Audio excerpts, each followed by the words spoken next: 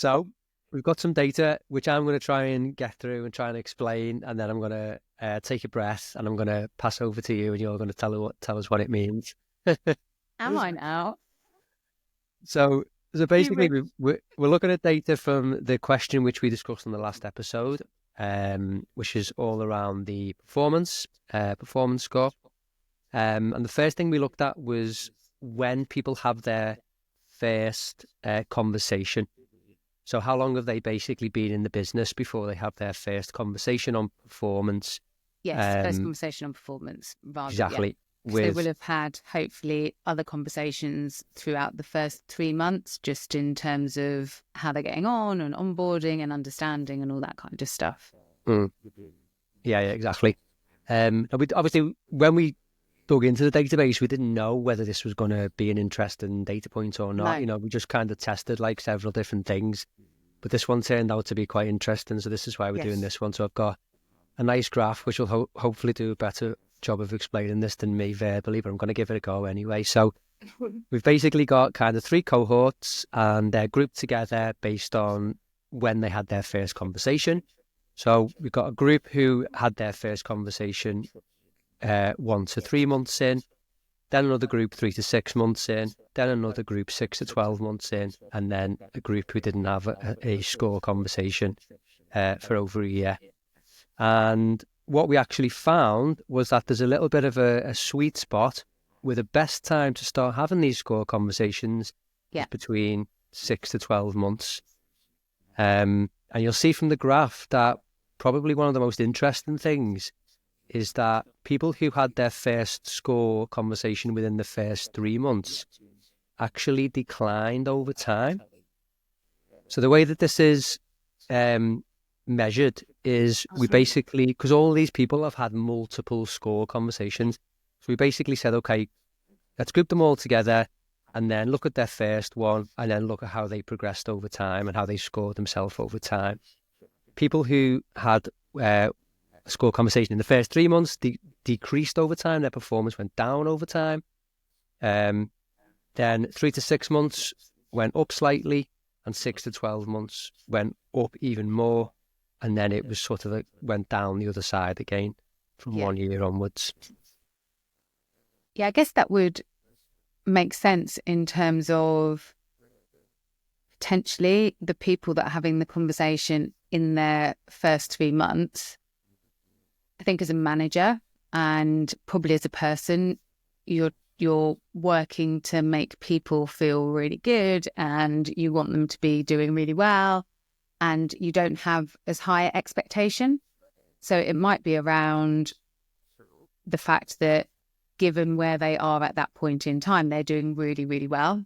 I wonder if that's why it then decreases, because there's almost no expectation that you would be performing really well at that point. So yeah, it's definitely interesting. I didn't think that would be the case at all. I think I said last week that the best time to have the first conversation when you measure it would be probably at 3 months, but at least at 6 months. Waiting 9 months feels long to me. So let's say 6 months, because let's believe me, not the data. No.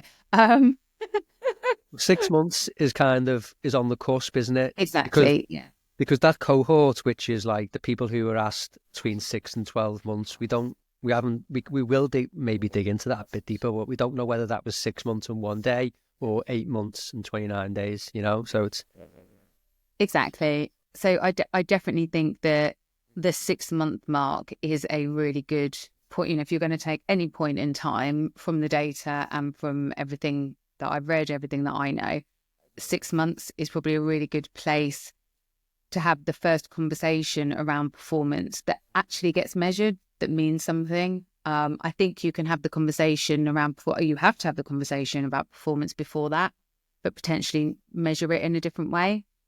So yeah, it is really interesting. I think I will definitely be advising clients to not necessarily to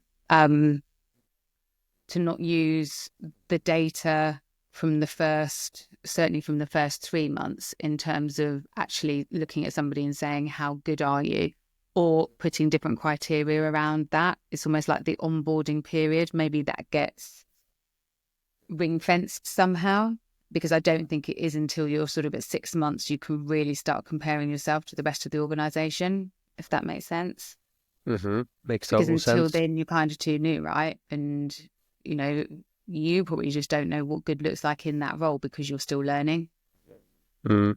But you did say something last week which I think resonates with this, and you said it's the first sort of, let's call it 3 months, but it could Yeah. be 1, 2 or 4 months, couldn't it? Is like the priority is make sure people understand the Yes. values and what good looks like. So Yes. if you're trying to score people on something when they don't fully understand it yet, you can see how that would put a Be sort of like be to the detriment of that person for a significant amount of time.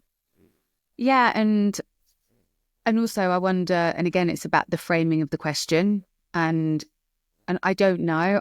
I think potentially with some of our clients, we would frame the question differently within that first 3 months than we would at 6 months, because I think it's still really important to have conversations within that first 3 months to set you up for then going into 6 months. If we just took all of that out, then what touch points are you having to sort of discuss and embed and find out how you're getting on with the values? So it might be something that we just look at in terms of language and setting the context. So, it might not even be a score. It just might be tell us how you're living this particular value, or go and review your job description and tell us the areas in which you think you might be able to improve. So again, I wonder if it's about taking that first 3 months and viewing it as a different thing, because I still fundamentally believe that you should be having conversations about this stuff in the first 3 months. If certainly when the labour laws come in next year and employees have day one rights, then we have to be proving that we're having really good conversations with people around their performance. Certainly if at 6 months you decide that they're not best fit for the business, we need to be able to record the conversations that have been had up to this point, to be able to have any kind of statutory probation period. So you have to have some clue around how people are doing getting to where they need to be. I think I would expect the scores to be lower in that time. I think what I wouldn't expect is then to see a decrease in performance over time. That to me is really surprising. Yeah, that's something that I want to dig into a little bit more. Yeah, we will dig into this. This is obviously sort of like version 1 of pulling out the information from the database. But another thing to consider is, and I'm sort of, just speaking on the fly here, this has kind of just come to me, but it's possible that these people just don't stick around. They don't stick around very long as well. And that might actually have a negative effect on the results, because they don't have the time to progress. Because if they're just scored before they understand something, they might just think, oh, this is not for me, I'm getting off. Yeah, maybe. And actually, if they scored... No, I suppose this is people that have had more than one conversation though, right? Because they would have had at least another one. Yeah. But maybe they just had, I'm just thinking maybe they've had less because they've left. But I don't know. That's the hypothesis. We don't know. No, we don't know. And also, I suppose that if they had one at 8 weeks and then one at 3 months, and that decreased over time, then they're less likely. Yeah, they're more likely to have left the organisation. So, we've probably got falling into that all the people that haven't been onboarded properly, or don't understand what they're supposed to be doing, or don't then make the 100 days. When you look at labour turnover in the first 100 days, and I don't know what the industry average is, but I know that it's higher than the sort of the annual labour turnover. So that first 100 days is critical. So I suppose if you've got people that are coming in, haven't been onboarded properly, don't particularly like it, yet have had 2 types of conversations and gone downhill, then yes, there's a very big probability that they will have left the business. But that's again, that's something to drill down into and look at and sort of say, well, what are we doing in that? Number one, to make sure that we're getting the right people in the first place. And number two, what are we doing with them in that first 100 days to ensure that they are feeling confident, they do understand what good looks like, and they're very clear about what their role is and how that they operate within the team. Yeah, 100%. So I guess the takeaway from this one is maybe more of an action point for people rather than an explainer at this point. But we will come back with a big in-depth explainer. But I guess it's just don't score people too early. Wait till 6 months. I think so. And make sure you do it. Don't leave it a year. And don't leave it a year. We have clients that do stuff on anniversary, and that's fine. But I would say get your first sort of 3 months regular conversations in, and then have one at 6 months, then potentially at 9, and then have one that's on anniversary.